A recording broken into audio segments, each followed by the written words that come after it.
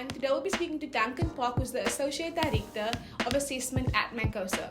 MANCOSA is a registered and accredited private higher education institution, and they are a member of the Honoris United Universities.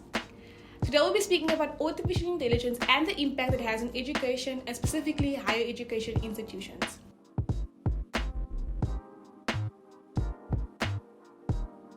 Hi Duncan, thank you so much for taking the time up to chat with us and give our viewers some insight on artificial intelligence and in the education industry. So MANCOSA recently published a press release, and it's titled "From the Stage to the Stage to this Guide to the Side." And basically it speaks about generative artificial intelligence and the role it plays in our daily lives, essentially. So while we know AI has been around for many years, I think over the past few years, it's really been more of a hot topic, and it's on everyone since when artificial intelligence sites like ChatGPT came around. Everyone's speaking about it, and I think it plays a huge role, especially in education. So give us a bit of insight on how AI has changed the education landscape, more or less. Okay, no problem. So it's a huge topic. I think that we should just acknowledge that to start with. And like you said, AI and generative AI in particular has become a kind of a trending topic with the launch, as you say, of OpenAI's ChatGPT platform and the incredible adoption that platform has experienced, where there's millions of people using this tool now. And I think it's probably because of that sort of widespread acceptance and adoption of the technology that it's become such a hot topic, and why it's now having such an impact on various sectors, and notably on the education sector. So I think that really, an important way for us to understand it is that it's part of a kind of lineage of technology over the past 20 years, which has impacted the role of education institutions and lecturers in the higher education landscape in particular. So, for example, it's probably been just about 20 years since there was the widespread adoption of the internet and the arrival of powerful search engine tools like Google and video platforms like YouTube, etc. And what really happened there is what's often referred to as the democratization of knowledge. So historically, higher education institutions enjoyed the luxury of being in a position where they were the custodians of knowledge, or we were the custodians of knowledge, and prospective students would come to us for that knowledge to be imparted to them. Now that knowledge is freely available and anyone has access to it, and AI and this generative AI has really taken things a step further, where it's no longer just an overwhelming overabundance of information available to you. You now have a tool that can sift through that information and give you succinct analyses of that information, and you can ask it questions and it can go out and find it for you and give it back to you, and it can do tasks for you, it can write letters for you, it can do mathematical problems for you, it can write code for you, and really it's an incredibly powerful tool, and it's really placing that kind of knowledge and that power in the hands of everyday people. And so I think that what's really important is that educational institutions have to think, what is the value proposition now? People don't come to us just for knowledge anymore. The knowledge is freely available. But I think that there's key skills that are required for people to kind of properly engage and use these sorts of technologies. And, first and foremost is critical thinking. You can't just accept knowledge that's available, that exists out there. The article or the press release that you mentioned earlier, like you said, the title was "From the Sage on the Stage to the Guide on the Side."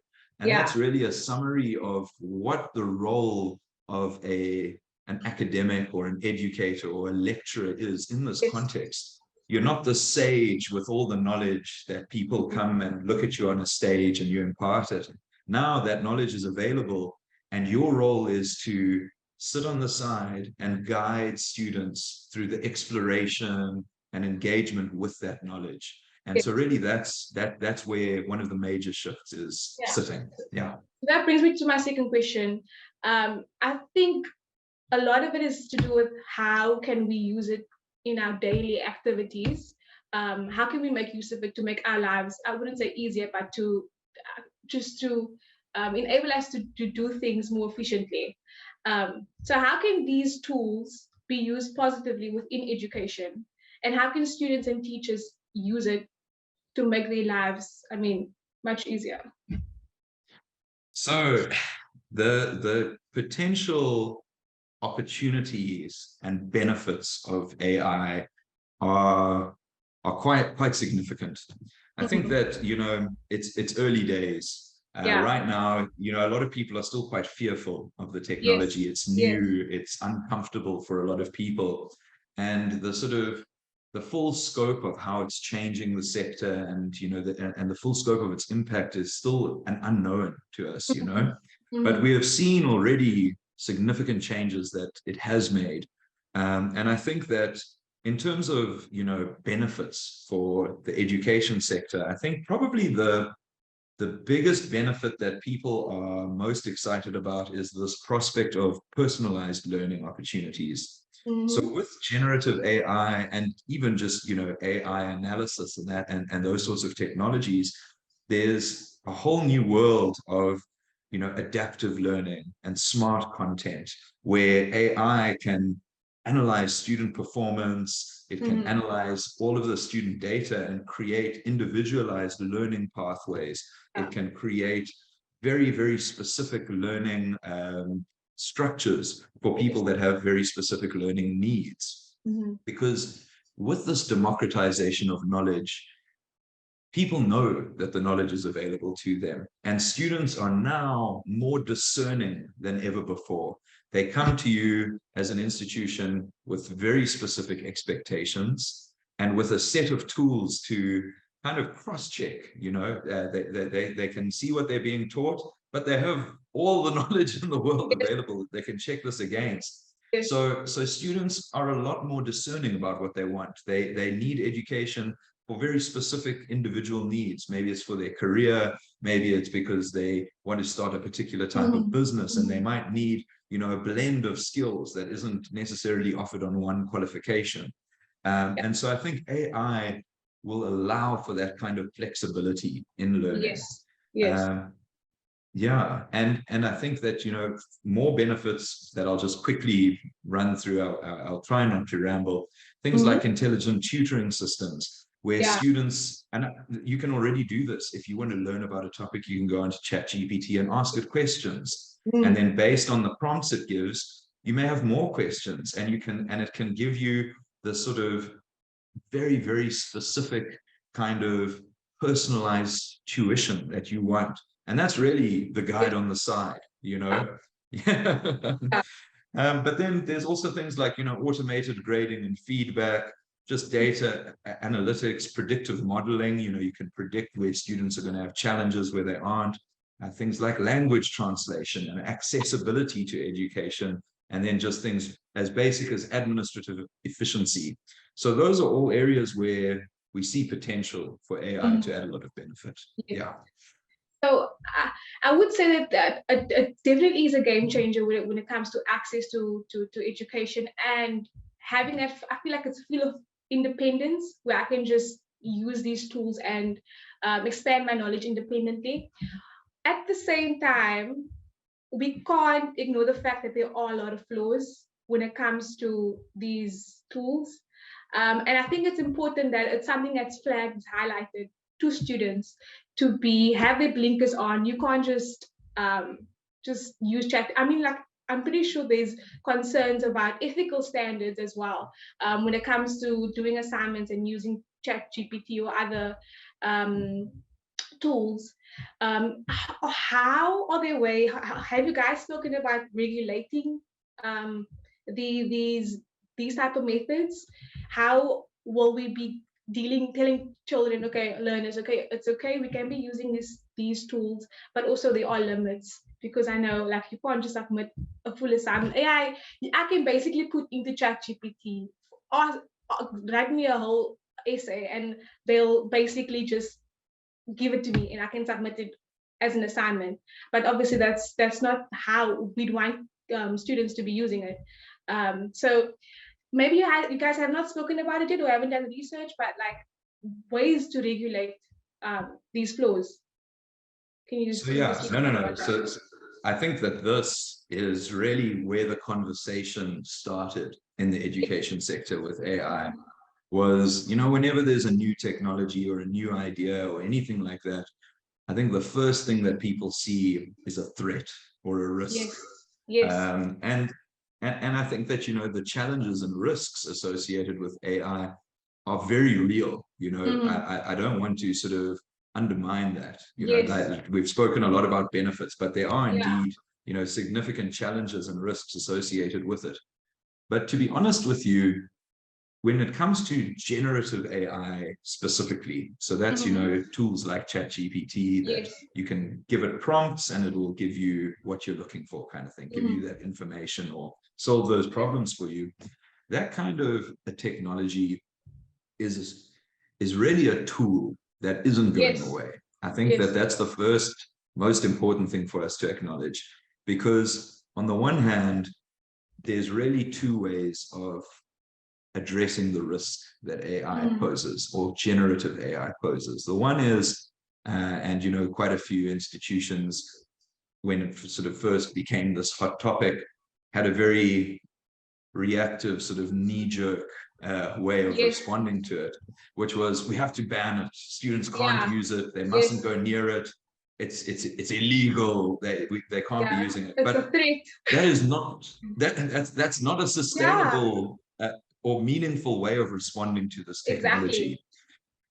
Exactly. What it really requires is for us as leaders in education and as educational institutions to really reflect on our current practice.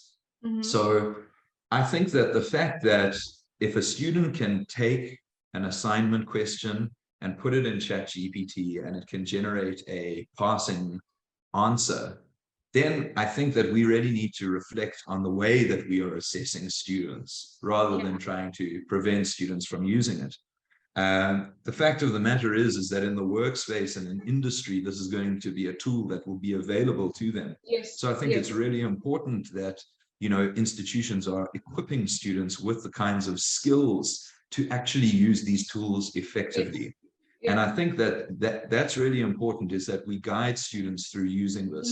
And earlier in the conversation, I referred to, critical thinking skills. Yeah. Because ChatGPT doesn't get it right all the time. No, it makes many mistakes. There's a lot of incorrect and flawed information out there. And students need to be able to recognize this. They need to understand the limitations of these tools. And so I think that, how we deal with these challenges is really, how are we going to adapt and change as educators and as institutions? Because, if we think of something, so for example, we were talking about this benefit of individualized learning pathways. Yes. Sounds amazing and is amazing. And, if we look at other sectors, like how do we watch TV now? We watch it on streaming services. We want what we want on demand immediately. Education is moving in that direction. Like I said, students are discerning. They have demands in their education now. But what then happens to things like standardized assessment? Assessment is built on the premise that all of us get the same assessment, and our grades are comparable to one another, and that's how we determine who got distinctions, who passed, who gets cum laude, who fails. If we're going to go an individualized direction, then this idea of standardized assessment becomes questionable. Is that still a valid way of measuring this? And then what's the implication of that on traditional qualifications? where, Yeah. you'll have thousands of graduates. I've got a BCom in IT or whatever. Yes. That's entirely premised on all of those students having a standardized assessment at the end. This assessment is for you to demonstrate you've met the learning requirements for this qualification. But if students don't want a qualification necessarily and rather want, hey, I need this information and these skills, what happens? And I think that's the biggest challenge, because we don't have that answer yet. And that's what we need to be thinking about. Yeah. Yeah, so I think there's definitely, like, looking into the future, there are a lot of aspects that need still to be thought up and discussed and like figured out towards AI. Just to backtrack a little bit, earlier on we were speaking about some of the fears that people have with these tools, and a lot of people, there's a lot of misconceptions as well. As much as me and you, we'd say it's something that people should embrace. Like, a lot of people are like afraid of whether or not these bots will be replacing their jobs, so they're taking over our jobs, and what jobs are going to exist in the next 10 years, what jobs are going to be replaced. Just give us a bit about a reflection on your opinion, maybe tying it into the education space. I'm pretty sure an AI bot could never replace a teacher, but do you think this is true? To what extent do you think that this is true? I think that really the rate of change and the rate of technological advancement across all sectors right now is something that is scary for a lot of us. And I think that we've never in human history experienced such a pace of change where 10 years ago, the most advanced AI any of us were exposed to was predictive text on WhatsApp or something, that was AI. And to be honest, that's a language model that something like ChatGPT is just a much more advanced version of that kind of technology.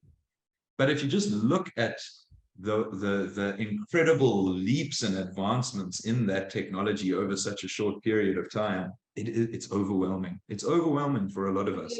And I think that realistically, jobs are going to change. And I think what's important is, and this is where, like you're saying, these fears that people have, really, you are going to be forced to change, embrace this change. And I think that one of the most important things, and I think in the education sector, we've been kind of moving towards a more widespread acknowledgement and acceptance of this fact, is that lifelong learning is going to be a necessity in our society. Because, like you're saying, jobs are changing, technologies are changing. There will always be a need for human intervention. Generative AI is only as powerful as the user's ability to prompt it. Without someone to prompt it, it doesn't have a task to do. So there will always be a need for that kind of human component. But the role of that human component is going to rapidly change. And I think that if we're to keep up with this, we have to accept that this change is real, and we have to embrace these sorts of technologies and shifts to make sure that we remain relevant and competent and up to date to what's happening around us. So and it's intimidating. Yes, it is. Speaking about the human aspect, even if I would bring it home to us in the journalistic space, I mean, we have articles being AI written like left, right, and center in the world. People don't even know that a bot has written an article. But at the same time, I would say there are a lot of aspects in writing, for example, that a bot just can't do. The human aspect is not there. A bot won't be able to write from experience, because I mean, like most of the, or like if a child is given an assignment to write about an experience, something that they want, like that they need to give in-depth answers to. I mean, AI can't do that. Like you need to write from. I mean, currently AI can't. Who knows? In the next couple of years, they'll be able to generate childhood memories and things like that just by telling you, by prompting where you live. But currently, I honestly don't think that it's they'll be there to replace us. not yet, but it's important. Like you said, it's important to stay up to date and come with the times. I like to say, it's going to catapult us into the new era. I think that, you're correct that generative AI cannot write anything completely new. Yeah. Everything that it creates is based on existing information. It can only take existing information and configure it and generate something based on that. So it cannot create something that's entirely new and unique. Yes. And like you're saying, it cannot reflect on individual circumstance, context. If you were to write a story about your day yesterday and I were to write a story about my day yesterday, they would be so vastly different. Yeah. And that kind of capability doesn't exist in that space yet. But I think that, as a journalist, I was speaking to another journalist recently, and he was saying, he'll never ever use generative AI to write anything ever. And I said to him, fair enough, you're a journalist and you love writing. I believe you, but will you ever use AI to do your taxes, to do mathematical problems that you're confronted with, to do other tasks that are not your passion? Exactly. Yeah. I think it's all about just embracing it. And I get there are a lot of journalists that are so against it. Even conversations that I've had, and they're like, no, it's so against you. Like, why am I a journalist then? But I think it's a matter of just embracing and finding how you can use these tools in your day-to-day activities. I feel like you'd be a fool not to. Just to technology has been around forever. I mean, like we shifted from just doing things, publishing in newspapers or on radio to the digital. That's technology. It's just a new shiny technology that everyone's going to get used to in the next couple of years. That's my perspective, more or less. And with journalism, I mean, I'm sure that an AI bot can regurgitate the facts of an event. This took place. But the kind of reflection and interpretation and, I feel like, the journalism I enjoy is journalism where they'll look at an event and they'll say, well, what led to this? And what does this mean for us going forward? And there will be a whole myriad of different interpretations like that. And that's the kind of thing that I think, journalists are critical in, because we can all go, we can see, okay, whatever event took place on this day and this happened. But what does it mean and why? That's, I think, something that AI and generative AI cannot provide. Yeah. So earlier on, you were speaking about prospective students that come and they're looking for everyone's looking for different things. As MANCOSA, especially with AI and changes in the education institution, are you guys open to change in this perspective, and also just adapting to what kids are like, students are, what their requirements are, what they're looking at? Yeah. So I think that, for us as an institution, we do what we can to be forward-looking.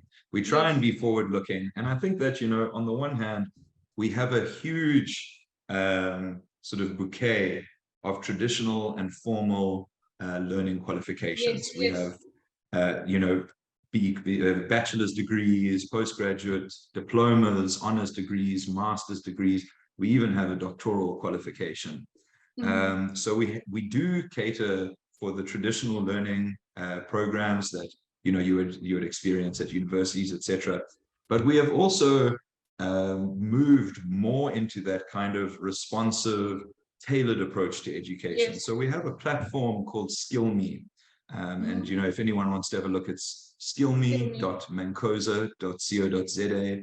And on SkillMe, we really offer high impact micro learning courses for the digital economy, which are entirely responsive to industry and market needs. So those are short learning programs, very focused, very specific in relation to current cutting edge industry requirements And those sorts of learning modalities, I believe, are going to become increasingly important for educational providers to offer. Yes. So we're Yes. definitely moving in that direction. Right now, most people still want traditional qualifications, but we're seeing that shift. And so right now we're essentially catering to both.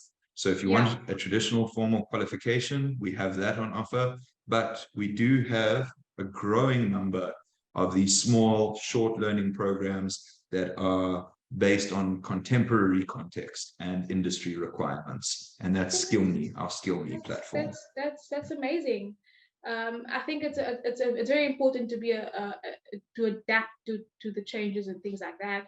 And you guys are that's absolutely amazing. So we've spoken about AI a lot. How has MANCOSA adapted to, I wouldn't say using AI as in, or is it, I know you guys are you guys encouraging students to use it? Basically, that's my question. More or less. So I think that right now we are encouraging very much so our internal staff to familiarize themselves with the tool. I think that's really where it has to start, is that, the people who are working here really need to understand this technology. So we're definitely encouraging that kind of adoption of it, and we're definitely encouraging conversation around it. Yes. It's very difficult at this stage to start bedding down, formalized policy, the definitive views on generative AI and those sorts of technologies. But so I think that right now, what's most important are the conversations that we're having, conversations like this one, and ensuring that, our academics and our student-facing staff know these tools and can work with our students with these sorts of tools. So I think that that's really the most important place to get going. And definitely, with the more sort of with the SkillMe programs and the short learning programs, I think AI is becoming an increasingly relevant topic that's being taught on those sorts of courses. And we do indeed have some formal qualifications that specifically have modules that focus on artificial intelligence as well. Yeah, I think a lot of institutions are now, well, basically implementing it into coursework, or around it, because I mean it's something that's quite really new and it's being researched a lot. So that's awesome. What piece of advice would you give to any student or educator out there? Like we said earlier on, there's a lot of fear regarding the topic alone. I mean, when people think AI, they just think robots, robots this, robots that. What advice would you give to someone who's a student or an educator who has to now adapt to a totally new ball game of learning when they hear about AI? Say any piece of advice you'd give to someone, maybe one of our viewers. So I think firstly, and I think that this is something that people should take comfort in. There are no experts right now. We're used to, in the education space, having years and years and years of experience and published papers and academic research to draw on for any of these sorts of methodologies or tools. With this, it's brand new, it's been adopted, and we're all really in the same boat. We don't know. We don't have all of the answers. We don't know exactly where it's going. And I think that a lot of people have a fear that they don't know anything about it, so they don't want to go close to it. But the reality is that we're all learning about it. It's a new topic. So I think that people and often academics have that fear. They're used to being experts in their field. And now there's a field that they don't know anything about and they are scared of it. And so I think that there has to be that acceptance that no one is really an expert yet. And you have to be able to sort of take that plunge, allow yourself the space to play with it, to experience it yourself. I think that oftentimes people maybe they don't know what to do with it. They don't know, oh, you know, this ChatGPT is there, but I've never logged on. I don't know what to do with it. So just go on, ask it ridiculous questions of no consequence. Try and understand the technology, see what it's capable of, see what it does. I think that, you know, by going in and embracing it, intuitively, you will learn a lot. Yes. And I think that a lot of sort of younger students and younger academics have that ability, because we come from a life where there have been so many new technologies, you know, Facebook, and then I mean, before Facebook, there was MySpace, then you had Facebook, then you had Twitter, then you had Instagram, then it's TikTok. And all of those platforms are very, very different. But you know what? You go on, you make an account, you figure it out. There's no guidebook, there's no instructions. You just jump in. Instruction manual. Exactly. So we come from a generation where we're used to there not being an instruction manual. And I think that perhaps some of the older academics and people want there to be one, but there isn't one. There isn't one. Yeah. so yeah, but I think don't be scared of it. Know that no one is an expert, and have fun. Have fun doing it. Yeah. Well, that's great. Thank you so much for taking the time out to speak to us a bit about this new and exciting topic. I'm really pretty sure our viewers would take a lot from it, especially at this stage. I mean, there's so much to learn. But thank you so much for sitting down with us. I had a really insightful chat, just learning about where education's at right now with the use of AI and everything. Yeah, that's it for us today. Thanks so much for taking out Thank you. a bit of your time, and I hope you enjoy the rest of your day. Thank you very much, Rahima. I really enjoyed it. I really appreciate the opportunity, and I hope you have a wonderful day as well. Okay. Thank you. Bye. Thank you so much for watching. It was a really insightful chat. I hope you guys learned a lot. I know I did. And if you want to know more about MANCOSA, you can head to our website, www.careersportal.co.za, for any information you may need about what they offer, and also any information about studying in your future career. Comment down below your thoughts on AI. Are you afraid of it? Are you embracing it? We want to know. Yeah, thanks for watching. Like this video and subscribe to our channel for more.